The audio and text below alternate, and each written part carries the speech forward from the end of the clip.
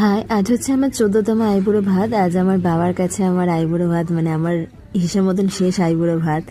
আর এই যে দেখো, সকাল সকাল আমি এদের সাথে খানিকটা খেলাধুলা করার পর চলে এসেছি ব্রেকফাস্ট করতে। আজ ব্রেকফাস্টে ছিল লুচি আর আলুর তরকারি, যেটা খেয়ে তাড়াতাড়ি করে আমি স্নান করে এখন রেডি হতে বসেছি। আর এই লুকটা আমার নিজের পার্সোনালি বিয়ে পারপাসে যে কটা লুক করেছি, এটা আমার একদম বেস্ট লেগেছে। আমি শাড়িটা কেনার পর থেকে যেরকম কনফিউশনে ছিলাম, বাট পরার পর আমি দেখছি যে না, আমাকে কালারটাতে বেশ ভালো মানিয়েছে।